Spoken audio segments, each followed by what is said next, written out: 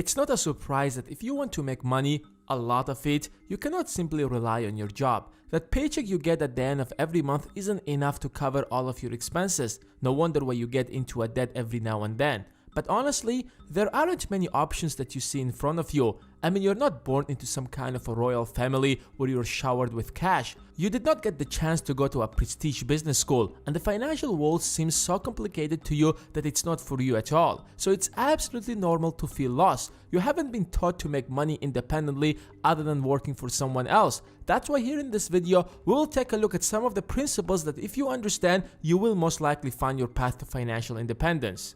Let's make one thing clear, no matter how great is your job, it will never get you to financial freedom because you are paid according to the hours you work. But the problem is that there is absolutely no way to have more than 24 hours a day. So if you try to get a higher paying job, your income will still be relatively limited. Therefore, looking for a better job isn't really the best option. Just a little disclaimer here. Of course, get a better job if you can. But the point is, in the long run, it's not the best strategy to become financially free. Then the question is, what should you do? Well, my dear friend, make someone else work for you, like your money for example. For most people, money is this magical tool that they can use to buy whatever they want. But not everyone looks at money like that, because money can be an employee who will work for you day and night just to make you even more money. As weird as it sounds, it's the reality. In other words, it's known as investing, which word you probably already heard. That's why the gap between the rich and the poor is constantly increasing. The more money rich people make, the more they invest.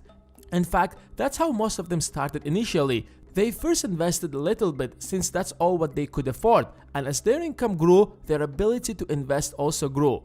It's exactly like running a business. You guide your employees to come up with a certain product or provide a certain service that will generate income. But in this case, your employees are your money whom you have to manage. Usually, when people think about investing, we imagine buying an asset like an ounce of gold, for example, because over time the price of the gold usually increases. But the problem is that it doesn't really produce anything over time, it just stays the way it is, and that's why it's not an efficient way to invest. No wonder they are known as unproductive assets. On the other hand, there are productive assets like a small business, for example. You buy the business and at the end of the year, you still have got the business, but also the money that it has been generating over time. Of course, there could be lots of other examples like a house if you rent it out, you will have a cash flow every month, or a farm that produces crops. The general idea is that you should buy something that will at least keeps its value and at the same time produces something that could be turned into an income. But not everyone can afford that. Buying even a small house or a business costs a lot of money. Where will I get that? Even if I sleep in the streets and do not eat or drink anything and save every single penny of my income for the entire year, which is pretty much impossible, I still won't be able to buy a little tiny house. Well, that's why we have a place called stock market. Since business is worth millions if not billions of dollars, they are divided into little stocks that almost anyone can afford them. Owning a stock is like owning a little piece of the company, and the company will share with you a tiny part of its income every year. In other words, the more stocks you own, the more dividends you will be paid.